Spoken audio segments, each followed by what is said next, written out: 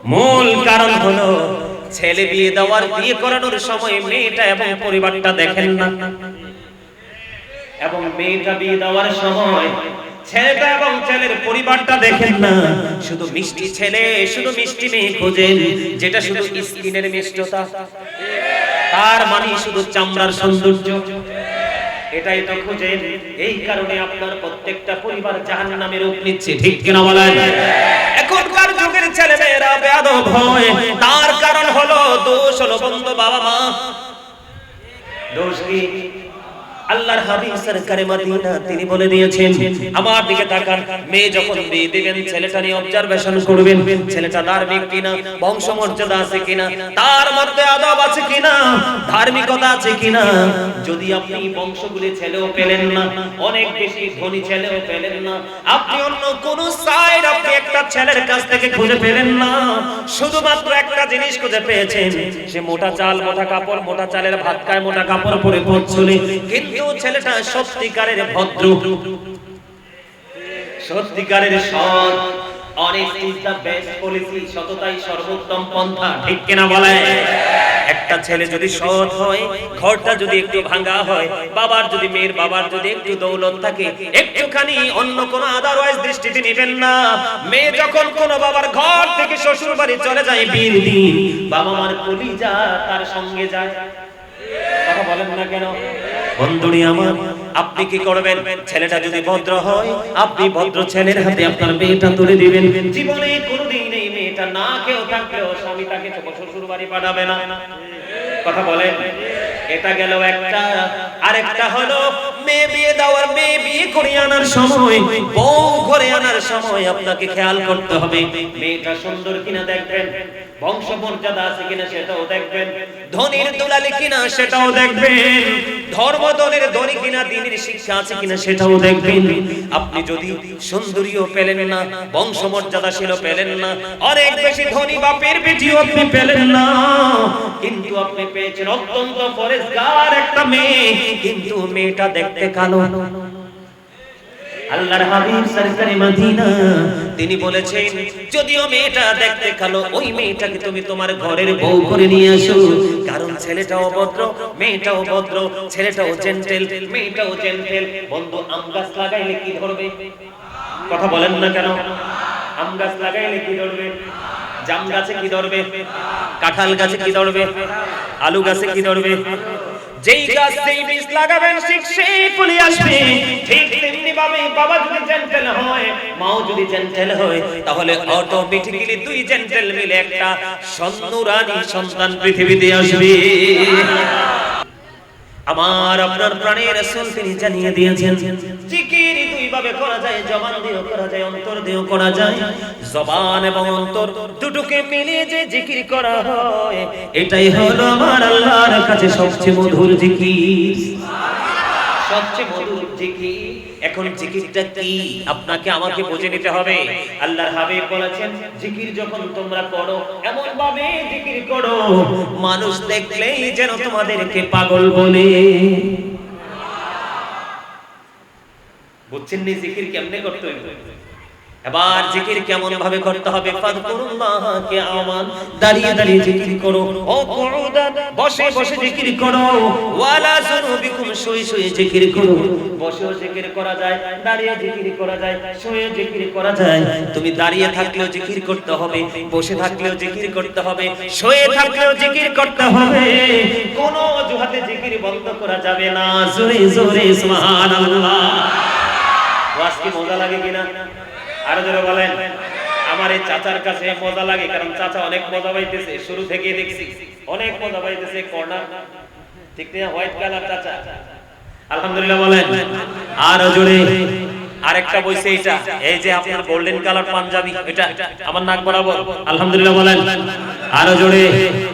আরেকটু মহব্বতে, এবার জিকির কাকে বলে? সুবহানাল্লাহ বলা এটাও জিকির, আলহামদুলিল্লাহ পড়া এটাও জিকির, আল্লাহু আকবার বলা এটাও জিকির, লা ইলাহা ইল্লাল্লাহ বলা এটাও জিকির, কাউকে ভালো কাজের জন্য ডেকে আনা এটাও জিকির, কাউকে মন্দ কাজ করতে দেখলে থামিয়ে দেওয়ার চেষ্টা করা ওটাও মাওলার জিকির। আপনি নামাজ পড়েছেন সেটাও জিকির, কারণ নামাজ হলো জিকিরের জলসা। কারণ জলসা শব্দ এই কারণে ব্যবহার করা হয় কারণ এটা দাঁড়িয়ে একই জায়গায় দাঁড়িয়ে এবং বসে সম্পূর্ণ করা হয়, এই জন্য এটা হলো জিকিরের জলসা।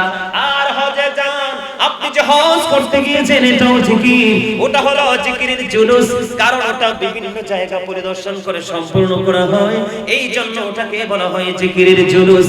আওয়াজ করে বলুন না সুবহানাল্লাহ। তাহলে জিকির করার সময় মহব্বত ছিল কিনা বুকে হাত দিয়ে বলেন? ছিল না? ছিল না? সবার ছিল না, মুষ্টিময় কয়েকজনের ছিল। এই জন্য এই ওয়াজটা করে নিলাম। জীবনে আজকের পর থেকে আজ যদি জীবনে কোনোদিন দেখা না হয়, আপনি আমার এই দুটো সপ্তাহ মনে রেখে পথ চলবেন, আপনার জীবনে কোনোদিন অন্ধকার আসবে না।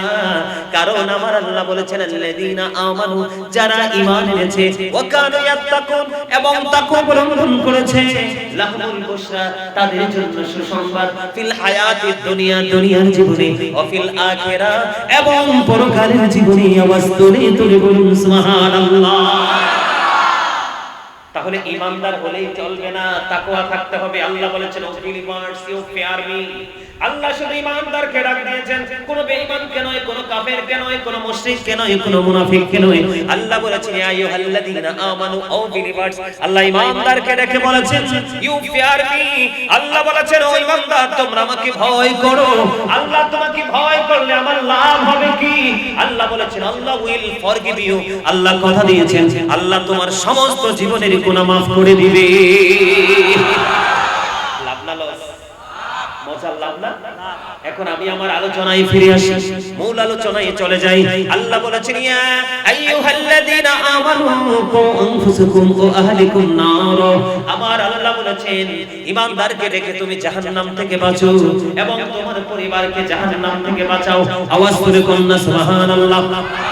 একবার বলেন আল্লাহু আকবার। প্রত্যেকটা বাবা মা, আজকে এই পশ্চিম মির্জাপুরে আমার মা এবং বাবা, ভাই এবং বোন, আপনারা যারা আছেন সবাইকে বলবো অত্যন্ত গুরুত্বপূর্ণ আলোচনা, গভীর মন দিয়ে শুনবেন। আপনি মরার পরে জাহান্নামে যাইতে হবে না।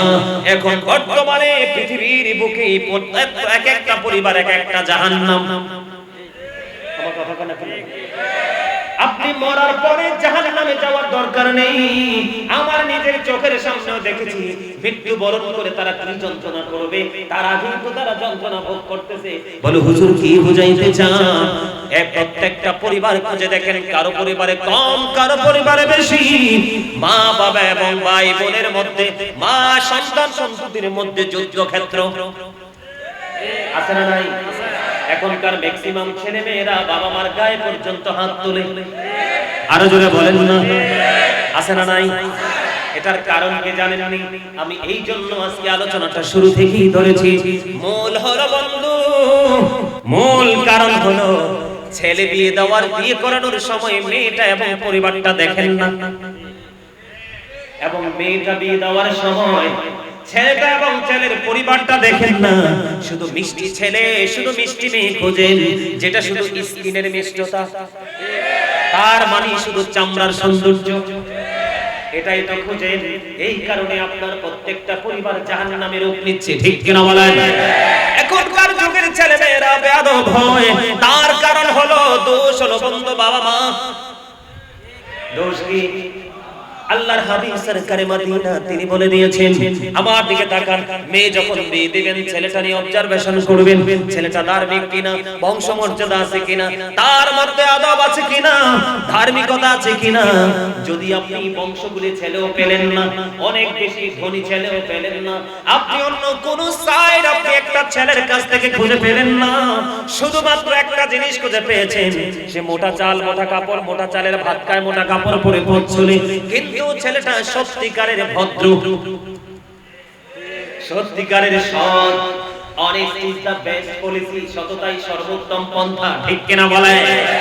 একটা একটা ছেলে যদি সৎ হয়, ঘরটা যদি একটু ভাঙা হয়, বাবার যদি মেয়ের বাবার যদি একটু দৌলত থাকে, একটুখানি অন্য কোন আদারওয়াইজ দৃষ্টিতে নেবেন না। মেয়ে যখন কোন বাবার ঘর থেকে শ্বশুর বাড়ি চলে যায় বিয়ের দিন, বাবা মার কলিজা তার সঙ্গে যায়। কথা বলেন না কেন? বন্ধুরি আমার, আপনি কি করবেন? ছেলেটা যদি ভদ্র হয়, আপনি ভদ্র ছেলের হাতে আপনার মেয়েটা তুলে দিবেন। জীবনে কোনোদিন এই মেয়েটা না কেউ থাকলেও স্বামী তাকে শ্বশুর বাড়ি পাঠাবে না। কথা বলেন। এটা গেল একটা। আরেকটা হলো মেয়ে বিয়ে দেওয়ার, মেয়ে বিয়ে করে আনার সময়, বউ ঘরে আনার সময় আপনাকে খেয়াল করতে হবে মেয়েটা সুন্দর কিনা দেখবেন, বংশ মর্যাদা আছে কিনা সেটাও দেখবেন, ধনীর দুলালি কিনা সেটাও দেখবেন, ধর্মদলের ধনী কিনা, দ্বীনের শিক্ষা আছে কিনা সেটাও দেখবেন। আপনি যদি সুন্দরীও পেলেন না, বংশ মর্যাদাশীল পেলেন না, অনেক বেশি ধনী বাপের বেটিও আপনি পেলেন না, কিন্তু আপনি পেয়েছেন অত্যন্ত পরেশগার একটা মেয়ে, কিন্তু মেয়েটা দেখতে কালো। আল্লাহর হাবিব সরকারে মদিনা তিনি বলেছেন, যদিও মেয়েটা দেখতে কালো, ওই মেয়েটাকে তুমি তোমার ঘরের বউ করে নিয়ে আসো, কারণ ছেলেটাও ভদ্র, মেয়েটাও ভদ্র, ছেলেটাও জেন্টেল, মেয়েটাও জেন্টেল। বন্ধু, আম গাছ লাগাইলে কি ধরবে? কথা বলেন না কেন? আম গাছ লাগাইলে কি ধরবে? জাম গাছে কি ধরবে? কাঁঠাল গাছে কি ধরবে? আলু গাছে কি ধরবে? যেই গাছ যেই বীজ লাগাবেন ঠিক সেই ফুলে আসবে। ঠিক তেমনি ভাবে বাবা যদি জেন্টেল হয়, মাও যদি জেন্টেল হয়, তাহলে অটোমেটিক্যালি দুই জেন্টেল মিলে একটা সন্নুরানী সন্তান পৃথিবীতে আসবে। ঠিক কিনা বলেন? আর জোরে।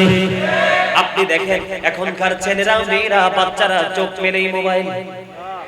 আপনি দেখবেন অন্য কোনো কিছু দিয়ে শান্ত করতে পারবেন না, মোবাইলে মিউজিক দিয়ে দিলে বাচ্চাটা অটো শান্ত হয়ে যায়। তার কারণ হলো বন্ধু, তার কারণ হলো বিয়ের কথা যখন হয় ছেলের বাড়িতে মিউজিক বাজে, মেয়ের বাড়িতেও ব্যান্ড পার্টি হয় কি হয় না? আরো জোরে বলেন। এই দুইটা গান বাদ্যযন্ত্রের মাধ্যমে একত্রিত হয়, আমরা বলি বৌভাত, বাংলা ভাষায় বলি কি বলি না? আরো জোরে। বৌভাতের অনুষ্ঠান যখন হয়, ও বন্ধু, আগের রাতে রান্না বান্না বাটা কোটা চলতে থাকে, তখনও কিন্তু মিউজিক বাজতে থাকে, থাকে কি থাকে না? এদিক দিয়ে কিন্তু ছেলে মেয়ের ভাষণও চলে, চলে কি চলে না? এই জন্য বন্ধু, বাচ্চাটাও গানওয়ালা আসে, কিওয়ালা আসে? আরো জোরে বলেন। বাচ্চাটাও গানওয়ালা আসে, বাচ্চাটাও উশৃঙ্খল হয়, বেয়াদব হয়। এটা ডাক দিলে ডাক শোনে না, কথা শোনে, কথা লাগাইলে, কথা বললে এটা কোনো কথা কর্ণপাত করে না। কারণ আপনি তো বিধায় বৃক্ষ মেলায় গিয়েছেন কিসের জন্য? মিষ্টি ফল কেনার জন্য, কিন্তু যাইয়া দেখতেন অত্যন্ত সুন্দর দেখতে মিষ্টি দেখা যায় একটা তেঁতুলের চারা। আপনি ল্যাংরামের চারা বাদ দিয়ে তেঁতুলের চারা নিয়ে আসলেন বাড়িতে, আইনা বলে দিলেন, এটা বড় হয়ে তেঁতুল তো ক্লোপাইকে পড়লো, কামড় দিয়ে দেখেন এমন টকের টক, একটাবার কামড় দিলে দ্বিতীয়বার আর কামড় দেওয়ার ইচ্ছা করে না। আপনি শুরুতেই তো ভুল করেছেন।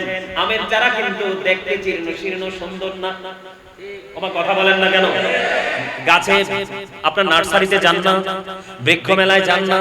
আমাদের কুমিল্লা টাউন হলে প্রতি বছরই বৃক্ষ মেলা, অনেক সুন্দর সুন্দর গাছ আছে, সবগুলো গাছের চাইতে শুষ্ক দেখা যায় বন্ধু আমের চারা। সুন্দর না? দুইটা তিনটা পাতা মাথায় থাকে, কিন্তু এটার মধ্যেই তো আসল মজা। কিন্তু অন্যান্য টক ফল, বিশেষ করে তেঁতুলের পাতা দেখছেন নি কত সুন্দর, দেখলেই চোখ জুড়িয়ে যায়, কিন্তু বন্ধু এটা এত টক, এত দুষ্ট, এটা সবাই খাইতে পারে না। আপনি তো ল্যাংরাম কিনতে যেয়ে তেঁতুলের চারা আনছেন, এখন আপনার বীজ তেঁতুল, কিন্তু আপনি মিষ্টি আম পাবেন কোত্থেকে? এখন চিল্লা চিল্লি করলে কোনো লাভ হবে না। আল্লাহর হাবিব বলেছেন, the music and musical instrument will be in praise। আল্লাহর হাবিব বলেছেন, গান বাদ্যযন্ত্র কিয়ামতের আলামত। নাউজুবিল্লাহ বলেন না? গান বাদ্যযন্ত্র ও বন্ধু কিয়ামতের আগে এটা বেড়ে যাবে। জোরে কন্না নাউজুবিল্লাহ বলেন না? এখনকার ছেলেরা কি বেয়াদব কিনা ম্যাক্সিমাম?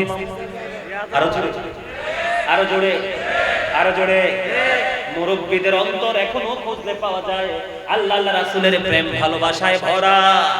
বর্তমান প্রজন্মের ম্যাক্সিমাম যুবক যুবতীর অন্তর হিংসা, নোংরামি আর আত্মগরিমায় ভরা। ওয়াজ কি মন দিয়ে শোনেন না? তাহলে জিয়ে তো আস্তে কেন, স্লো কেন? জি তো অনেক সুন্দর হবে, হবে কি হবে না? এক্সাম্পল, গতকালকে আপনাদের এই পশ্চিম মির্জাপুরের ছেলেরা পাকিস্তান বাংলাদেশের খেলা নিয়ে জুয়া খেলছে কিনা? আর জোরে বলেন, আর জোরে বলেন। এটা সমাজকে, জাতিকে ধ্বংস করার জন্য গুরুত্বপূর্ণ ভূমিকা রাখবে। আমি গোড়ায় যাচ্ছি, একটু একটু করে যাচ্ছি, বিরক্ত হন না তো। আল্লাহ কোরআনে কি বলেছেন? ইন্নামাল খামরু ওয়াল মাইসিরু ওয়াল আনসাবু ওয়াল আজলামু রিজসুম মিন আমালি শাইতান। আমার আল্লাহ বলেছেন মদ, জুয়া, মূর্তি, ভাগ্য গণনা এগুলো ঘৃণ বস্তু, শয়তানের কাজ। আপনার বাচ্চা যেমন আমি গাজী সুলাইমানকে যদি কেউ 1 কোটি টাকাও দেয়, আমাকে যদি দেয়, বলে হুজুর আপনি খেলাটা খেলেন, আমি জীবনে কোনোদিন খেলবো না। কেন খেলবো না? কারণ এটা যে নষ্ট, এটা যে পথভ্রষ্ট, এটা তো আমার মা আমি যখন বাড়তে শিখেছি তখনই তিনি এটা আমার ব্রেইনে ঢুকিয়ে দিয়েছে। কিন্তু যাদের ছেলেরা জুয়া খেলতেছে, মা বাবার সাথে খারাপ আচরণ করতেছে, ওরা সন্তানকে সঠিকভাবে কি করতে পারে নাই, ইনস্ট্রাকশন দিতে পারে নাই। এই জন্য আজকে এই অবস্থা, ঠিক কিনা বলেন? আমি যেহেতু শুরুটা করেছি, এখন ছেলেরা গান বাদ্যযন্ত্র বেশি পছন্দ করে কি করে না? আমি ছোট্ট করে বলে দেই, আল্লাহর হাবিব বলেছেন গানের আসরে যাওয়া পাপী লোকের কাজ। মন দিয়ে, কান দিয়ে